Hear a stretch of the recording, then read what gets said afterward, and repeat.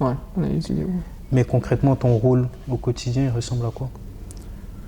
C'est c'est compliqué à dire, c'est beaucoup de choses. Mm. Si je dois résumer rapidement, c'est analyse de l'adversaire, Mhm. c'est suivi vidéo, suivi data, Mhm. collectif individuel de notre équipe. C'est analyse des entraînements, filmer les entraînements. C'est sur les matchs, on va dire support tactique. Vu que j'ai cette distance-là avec le staff, je suis vraiment, on va dire, à l'extérieur d'eux pour essayer d'être le moins influencé, comme j'ai dit, par l'adrénaline, etc., que quand tu es sur le banc, pour essayer d'être le plus objectif possible dans tout ce qui est analyse tactique pendant les matchs. Donc, c'est être partie intégrante du staff. Après, je pense ce qui résume déjà 50% de mon boulot, c'est sûr, c'est l'analyse de l'adversaire. Et quand tu prépares une séquence, on va dire, pour un match, Ouais. t'as quoi en tête? On priorise quoi? Quand je fais un rapport sur un adversaire, par exemple, Ouais, par exemple, ouais. les grandes lignes. Qui sont? Ce qu'ils font dans chaque phase de jeu, offensivement, défensivement, sur tous les tiers du terrain. C'est les automatismes entre les joueurs, c'est l'analyse par ligne, c'est le relationnel, c'est beaucoup de choses. Au final, c'est de prendre tout et de le rendre simple, de le simplifier pour les coachs. Parce qu'au final, moi, je regarde 4 matchs pour un adversaire. Et donc, 4 fois 90 minutes, j'essaie de le résumer en 30 minutes vidéo, en intégrant de la data, etc. Et là-dedans, j'essaie qu'il y ait de tout. Donc, c'est sur on va dire les schémas de base, on va dire telle équipe est un 4-2-3-1 sur un 6 mètres, et après ça, il passe en 3-2-5 avec un latéral qui va plus haut en phase de possession, etc.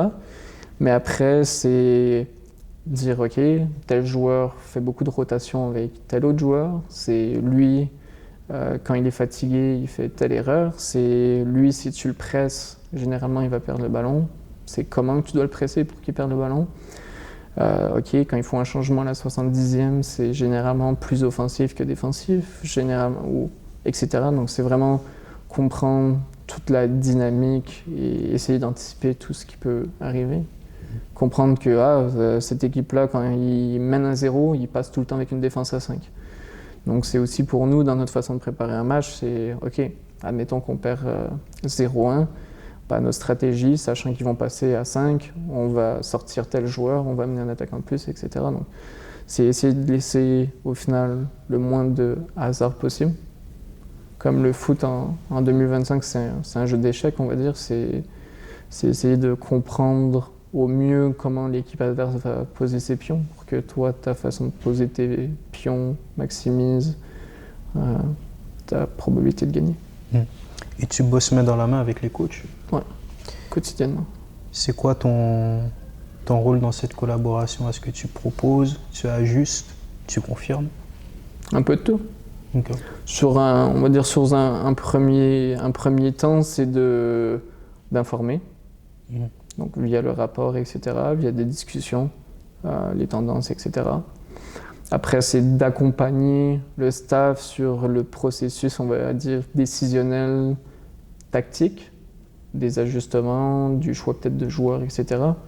Et sans dire après que mon avis, j'ai pas de droit de veto, mais après, il y a une certaine validation du game plan pour le match. Donc, je sais pas, si le staff, je sens qu'ils ont l'idée de mettre le défenseur central le plus lent qu'on a, parce qu'on joue beaucoup, et que moi je sais que via les data, etc., que les deux attaquants adverses c'est des flèches, je vais lever la main et je vais dire c'est peut-être pas le bon match pour lui donner des minutes, on va peut-être plus le pénaliser que d'autres choses en le titularisant contre deux attaquants vifs et rapides si c'est peut-être notre défenseur un peu moins mobile. Peut-être qu'il faudrait mieux qu'il joue quand on joue contre, par exemple, Washington et qu'il y a Benteke qui prend à peu près tous les ballons aériens imaginaires.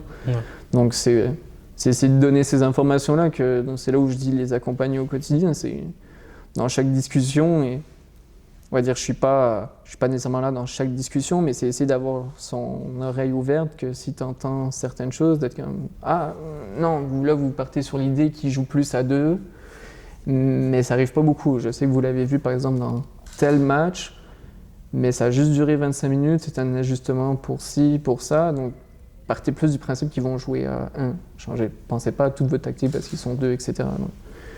Donc ouais, c'est les accompagner. Au final, on travaille main dans la main. De plus en plus, je pense que le titre du rôle était le plus nommé, c'était analyse vidéo, et de plus en plus, je sais que les gens se détachent de ce nom-là parce que ça fait un peu trop référence à un monteur vidéo ou quoi que ce soit, et de plus en plus, c'est des analyses de jeu, c'est des match analyses, c'est des performance analyses, d'analyse de performance. Donc il y a aussi un peu ça, et ça dépend du staff aussi que tu travailles, mais généralement, pour l'instant, je suis toujours tombé sur... j'ai fait 4 coachs, et je suis toujours tombé sur des coachs où l'analyste était une pièce centrale du fonctionnement du staff. Et avec les joueurs, c'est comment? Est-ce que tu les vois souvent? Tout le temps, c'est la même chose. C'est aussi les accompagner. Donc, par exemple, dans mon analyse de l'adversaire, il y a une grosse partie que c'est j'analyse individuellement tous les joueurs adverses pour être capable de faire des résumés sur des tendances pour outiller nos joueurs à mieux performer contre eux. Donc, pour un défenseur, c'est avoir par exemple les dribbles que l'attaquant adverse a une tendance de faire, certains mouvements dans la surface de réparation que l'attaquant a tendance de faire. Donc s'il vient tout le temps cutback, de montrer des clips qui fait des cutbacks, que ça sert à rien que tu ailles couvrir le premier poteau parce qu'il va rester dans ton dos et il va décélérer. Même chose pour, je sais pas, les latéraux. Tout le temps fait semblant de push vers l'extérieur, mais il ramène pour revenir à l'intérieur, etc. Donc, c'est essayer d'outiller les joueurs qui vont jouer via leur adversaire direct aussi. Donc, avec eux aussi, il y a une relation directe. Aussi, là, sur ma 4e saison, quelque chose que j'ai essayé beaucoup d'intégrer, c'est aussi tout ce qui est les indices clés de la performance. Donc, essayer d'éduquer aussi les joueurs à la data, sans leur pourrir leur cerveau de ça, mais aussi essayer avec eux, établir des objectifs de performance, etc. Donc il y a aussi un suivi quotidien après les matchs lié à tout ça.